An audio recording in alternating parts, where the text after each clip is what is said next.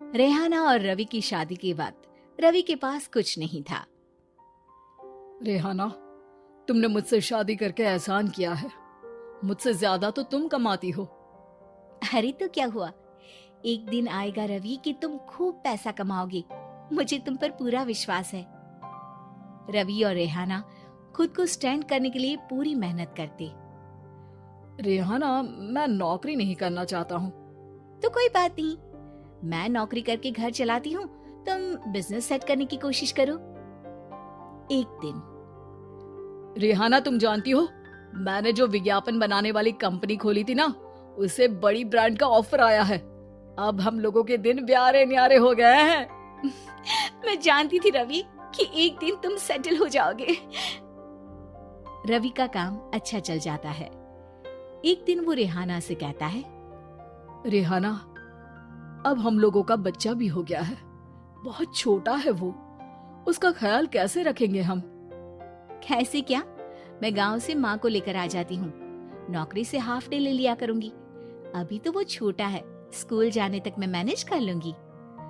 देखो रेहाना, मैं अब अच्छा कमा रहा हूँ। तुमको नौकरी करके परेशान होने की कोई जरूरत नहीं है। अरे कैसी बात कर रहे हैं, मैं अपनी लगी लगाई नौकरी कैसे छोड़ दूं? और मैंने तो सुना है हम लोगों को कुछ ही महीनों में सरकारी नौकरी मिल जाएगी।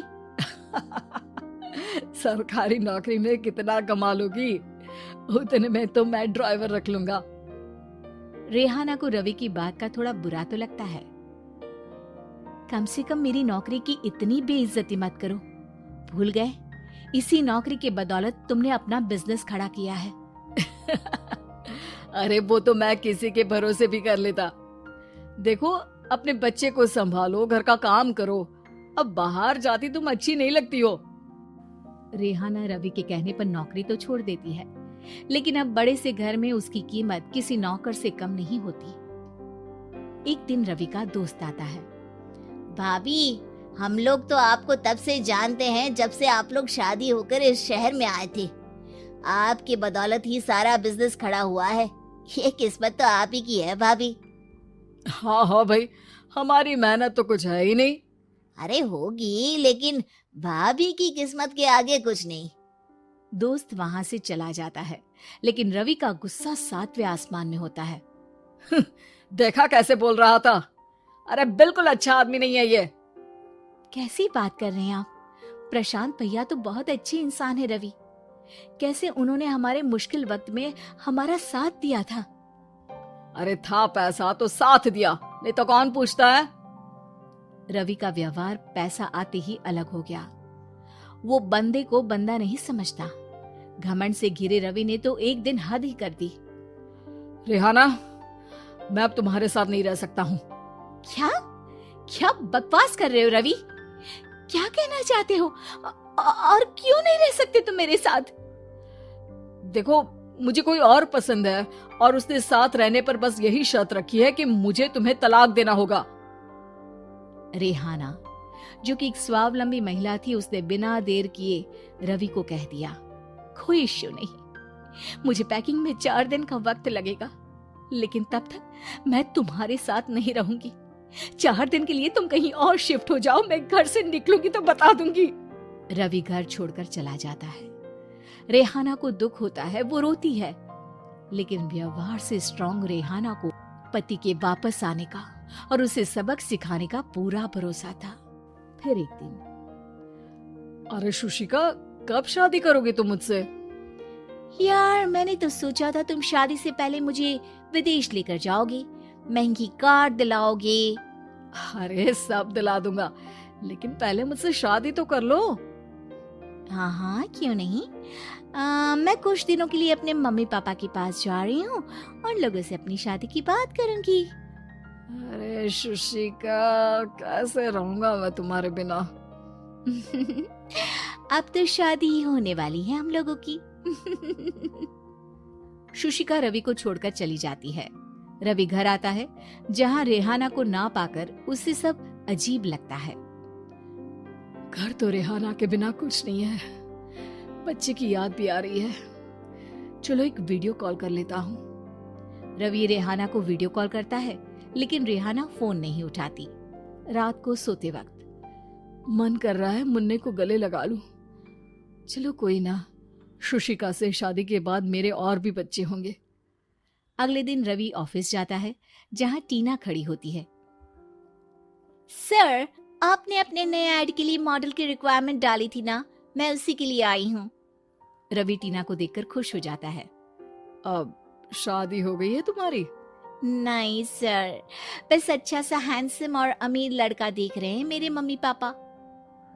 रवि के दिमाग से तो टीना को देखकर शुशिका का ख्याल भी खत्म हो जाता है। अरे यार, ये लड़की मिल जाए कितनी सुंदर है। शुशिका तो इसके आगे कुछ नहीं है।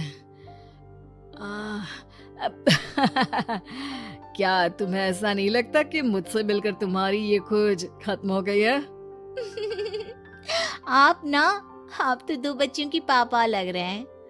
अरे नहीं नहीं, मेरी शादी तो हुई थी, लेकिन बीवी को किसी और से प्यार था, मुझे छोड़कर चली गई। खैर, टीना की दोस्ती रवि से हो जाती है, लेकिन 1 महीने बाद शुशिका रवि के पास वापस आती है। मेरे मम्मी पापा तुमसे मिलना चाहते हैं, लेकिन उन लोगों को ये मत बताना कि तुम पहले से शादीशुदा हो, और हाँ, शादी से पहले अपनी सारी प्रॉपर्टी तुमको मेरे नाम करनी होगी।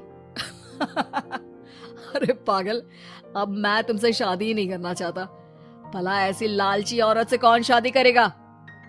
तभी वहाँ टीना आ जाती है। रवि, ये पागल सी औरत कौन है?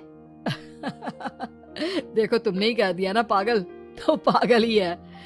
पता नहीं कौन है, कह रही है शादी कर लो, लेकिन शादी से पहले अपनी सारी प्रॉपर्टी मेरे नाम कर दो। बोल तो सही रही है। वैसे तुम जानती हो, मेरी एक सहेली है, उसके पति ने उसे पैसा आते ही छोड़ दिया, जबकि उसको खड़ा करने वाली ही मेरी सहेली थी। और मुझे भी भरोसा नहीं है। अगर मैं भी तुमसे शादी करूंगी तो तभी जब तुम मेरे नाम अपनी सारी प्रॉपर्टी कर दोगे। अरे हाँ हाँ, क्यों नहीं, बिल्कुल कर दूंगा। रवि और टीना की शादी की तारीख तय हो जाती है। वो अपनी सारी प्रॉपर्टी के कागज लेकर शादी वाली जगह पर पहुंचता है, लेकिन वहां टीना आती नहीं। रवि टीना को मैसेज करता है, कहाँ हो?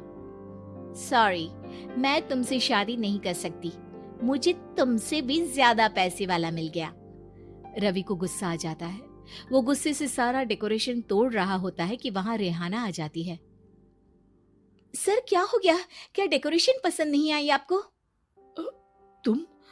तुम यहाँ क्या कर रही हो? मैं यहाँ की डेकोरेटर हूँ। क्या आपको पसंद नहीं आई यहाँ की सजावट? रवि दौड़कर रेहाना के गले लग जाता है। मुझे माफ कर दो रेहाना। रवि रेहाना के गले लग जाता है और रेहाना टीना को थैंक्स का मैसेज करती है।